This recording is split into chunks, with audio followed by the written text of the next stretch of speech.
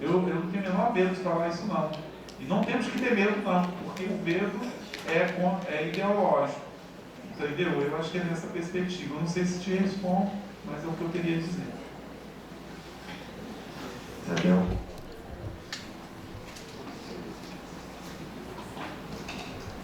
Bem, eu vou começar pelo Kenio para chegar no Amarildo, né? Eu vou só complexificar um pouco a fala do professor José, porque ele chegou e disse, né, nesse momento, os movimentos sociais precisam reivindicar da universidade. A experiência que eu venho, né, construindo nesse diálogo com os movimentos sociais, eu vou colocar um ponto a mais. Acho que, além de reivindicar, tem que ocupar. Não basta virar estudante, formar e voltar. Alguns vão precisar ficar dentro da universidade. Senão, vão ter que reivindicar o resto da vida. Entendeu? Sempre ir lá perguntar ao professor, pode fazer o curso para nós, sabe? E eu estou começando a achar que é preciso ficar lá também. Lá também é um espaço de luta, lá também é um espaço do campo. Tem que ficar lá, né? Sendo professor, pesquisador, funcionário, né? Senão também nós não mudamos nunca, vamos ficar sempre lá tendo que reivindicar a boa vontade de alguns professores. Então estou complexificando mais e fazendo todas as palavras do professor José e complexificando, é uma coisa para a gente pensar mais ainda.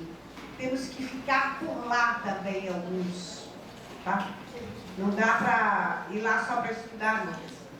E eu vou tomar essa reflexão da Marildo para chegar na questão da diversidade e da desigualdade. São nomes, são palavras, são conceitos que fazem contraposição a nomes, palavras, conceitos, tal qual educação rural e educação de campo dialogam, né? Não há dúvida que desenvolvimento local é o nome que vem dialogando e questionando o desenvolvimento de comunidade, né? O modelo de desenvolvimento de comunidade que se instaurou nesse país desde os anos 40, né, era um modelo que dialogava com outro modelo de desenvolvimento. Não há dúvida que transformação social, ele vem tentando questionar o modelo de modernidade, de desenvolvimento, de crescimento, né? Nós vamos estudar para modernizar o país ficar melhor. Não, eu estou estudando para mudar a sociedade, é muito diferente. Eu estou estudando para transformar a sociedade. É muito diferente que eu estou estudando para tornar essa sociedade melhor. Tem uma diferença muito grande quem fala uma coisa e quem fala outra, né? Ainda que práticas visando a transformação social possam ser diferenciadas, e são e precisam ser, não é?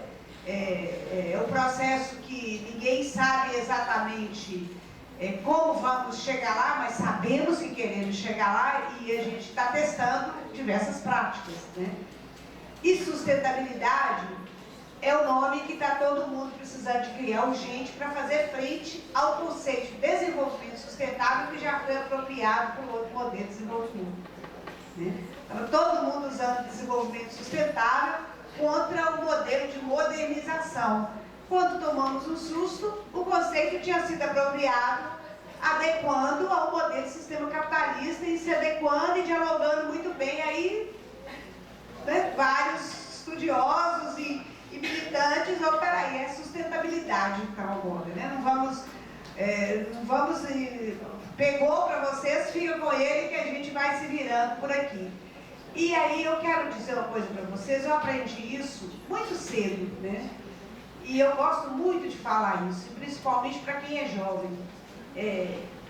Cada coisa tem um nome, né? Cada coisa tem um nome.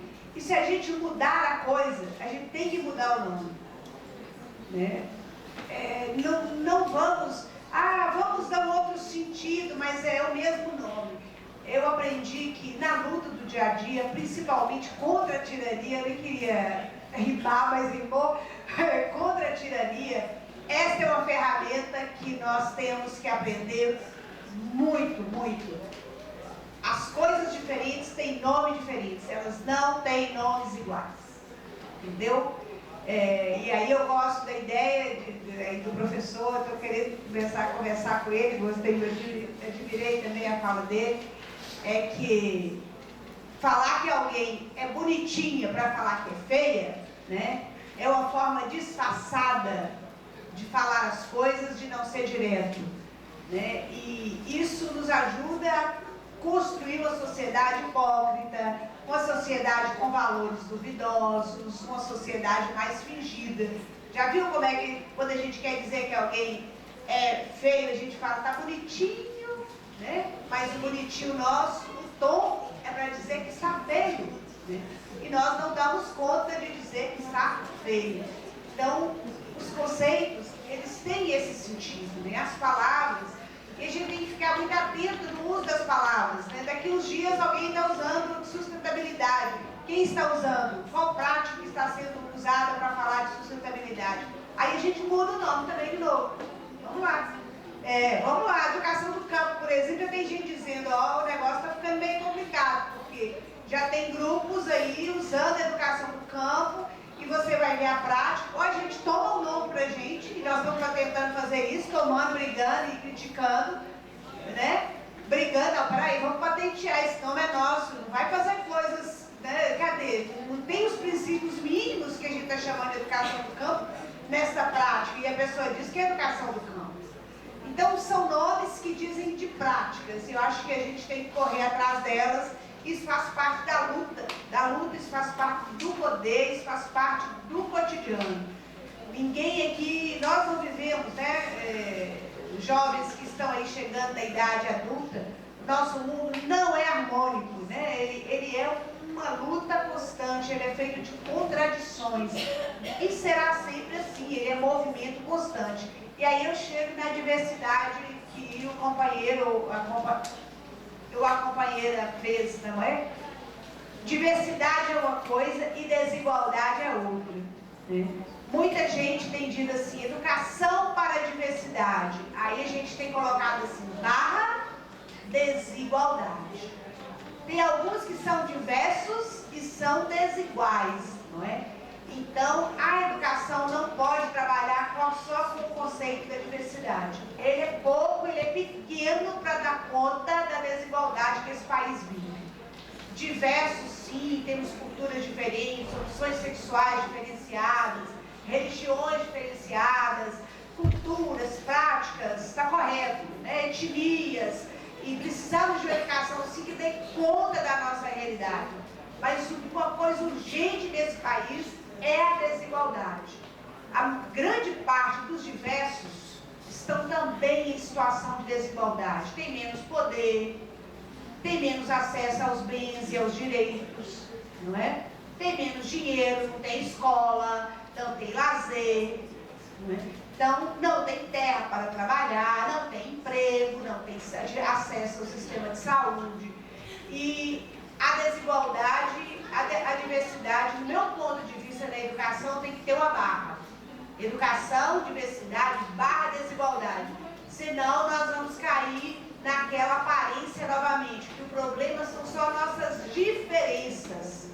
O problema não são só nossas diferenças, o problema são nossas desigualdades. Essa sim é estruturante da produção das nossas vidas. Ok? E aí você, na sua última fala, me faz lembrar um geógrafo, eu estou aqui tentando lembrar o nome dele, que fala o seguinte, não, o que nós, do Rio, vou lembrar, o que nós temos de igual são nossas diferenças, né? A desigualdade, e não a desigualdade, que é uma construção social, né? Acho que é marcando isso. Bom, e aí a gente quer pegar essa discussão, temos de igual são as nossas. Deixa eu falar. Não é não, é o Carlos Walter Porto Gonçalves. Lembrei. Insight aqui, ó. Ô, Amarildo, o seguinte, e aí por falar em diferenças, né? Eu quero afirmar que nós temos, e aí por isso eu falo dos CEFAS, e eu falo de uma diversidade de experiências pedagógicas, educativas, inclusive comuns, mas as práticas também marcam suas especificidades. Para você ter uma ideia, nós temos CEFAs que são ligados às Secretarias de Estado de Educação e aquelas que são a Secretaria de Agricultura. As casas familiares rurais mesmo são. E o que a gente vai ver é como que em cada estado ela vai tomando em função das parcerias, as tonalidades diferentes. Então, acho que é um pouco complicado. Agora, a grande maioria dos CEFAs, principalmente os tradicionais, né, eles são mantidos com recursos públicos. Há discussões internas, eu nem sei, acho que aí o pessoal, né, da MEF aí pode me ajudar como anda essa discussão atual, porque eu estou me reaproximando agora. Mas, de qualquer forma, o que a gente percebe, e falando, né, essas diferentes práticas, tanto é que temos assumido hoje muito mais a noção de alternâncias do que de alternância. Até porque isso é uma lacuna que existe, né, na perspectiva das experiências que estão postas, de não fazerem referência a que modalidade de alternância. E a gente tem visto que há diferentes formas, diferentes relações que são construídas no âmbito dessa. Nós temos alternâncias que apenas e que tem uma valorização, que é o que a gente vai chamar de alternância justa positiva, a escola para estudar e a família, o meio familiar para trabalhar. Isso e é uma escola importante em função do contexto que ela está, onde não se tem escola mais, onde que essa criança, ela não é ou esse jovem desqualificado no seu saber, na sua. Agora, está longe de uma alternância associativa, que por sua vez busca associar minimamente um conteúdo nessa formação, né? Às vezes uma prática no meio familiar e um conteúdo teórico na escola, mas que também não é a considerada verdadeira alternância, uma alternância integrativa que dê conta de incorporar, de fazer essa articulação. Por isso os instrumentos pedagógicos eles têm um papel importante, por isso que a participação das famílias, das associações, dos movimentos sociais. E aí quando a gente fala, né, quando se fala dos diálogos possíveis, eu acho que a experiência que a gente tem aqui, eu vou usar um pouco para trabalhar essas questões, a Bel já me adianta com os conceitos e as noções, né? Quer dizer, a questão do desenvolvimento hoje, no âmbito do CEFAS, ele tem que ser posto de diferentes perspectivas, do local, do comunitário, do territorial, né? O que a gente tem acompanhado aqui, na Zona da Mata, e aí a participação dos parceiros da universidade, de outros movimentos sociais do CTA, ele marca bem uma concepção, né, um modelo aí que se afirma, que é o modelo da agricultura, em oposição ao modelo do agronegócio, né, que a gente sabe que são dois modelos, né, e dois projetos em disputa aí para o campo. Então, no âmbito dessa experiência, o que a gente tem visto é hoje como que a partir, né, de um projeto de agroecologia, e aí eu penso que o diálogo ele se constrói a partir de ações concretas, de parcerias efetivas, ele tem possibilitado, né, e pensando justamente a agroecologia num processo de sustentabilidade, né, tem possibilitado hoje a articulação, a mobilização dos agricultores, no sentido, inclusive, de estarem forjando, né, as suas demandas nas universidades, vem possibilitando trocas.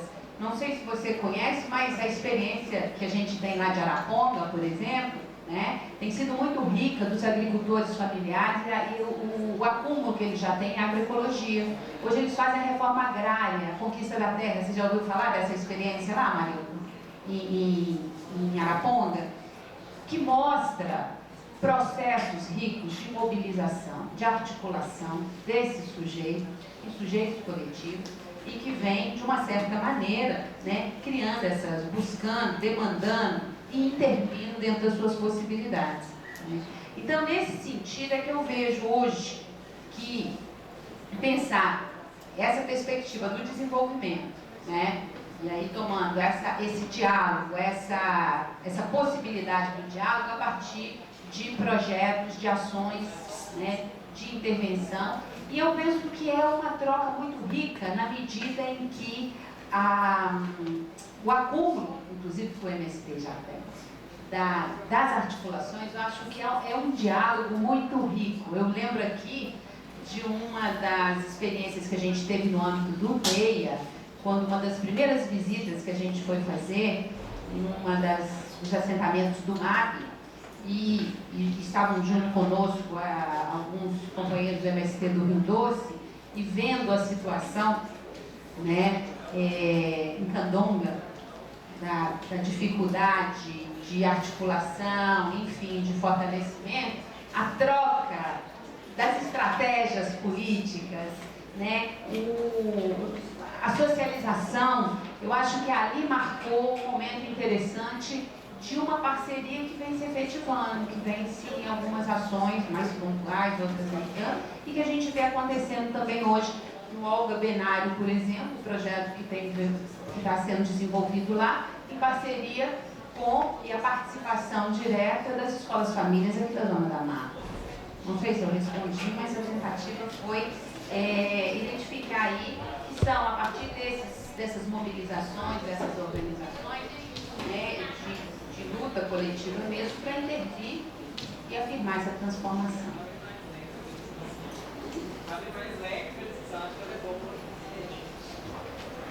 Bem, eu vou passar aqui para as considerações finais da Isabel, da Lourdinha e do José.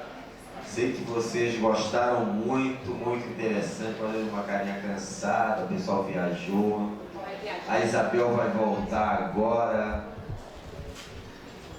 E eu vou passar então para ela fazer as considerações finais. Bem, gente, eu quero agradecer essa oportunidade, né? E penso, fico sentida de não ficar aí até amanhã e acompanhar vocês, agradecer o Divino, os companheiros da mesa, a todos que permaneceram. Não é uma tarefa fácil, mais de 8 horas aqui de trabalho que vocês estão inseridos. Espero que a minha fala tenha contribuído, com as reflexões que vocês farão daqui para frente. Tá? E muito obrigada a todos e a todas.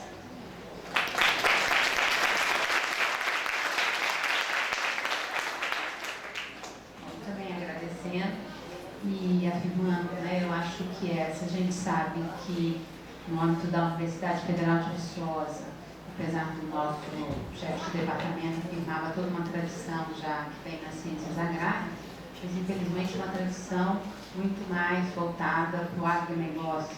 E hoje a gente aos poucos tem, na contradição, garantido esses espaços. Eu acho parabenizar o Dileno por essa iniciativa e, de uma certa forma, convidar e reforçar essa necessidade de ocupação da universidade.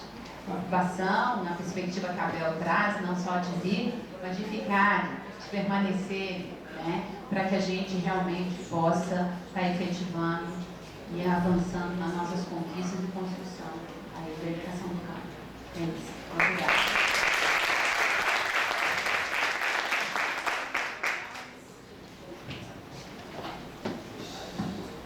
Pessoal, gostaria de manifestar que eu estou muito feliz, que eu acho que a gente conseguiu abarcar um conjunto de questões muito importantes que eu aprendi muito com a mesa e também manifestar como foi bom estar aqui com vocês. Espero ter um bom evento amanhã e parabenizá-los pelo interesse de, nessa hora, de estar aqui resistindo. Obrigado.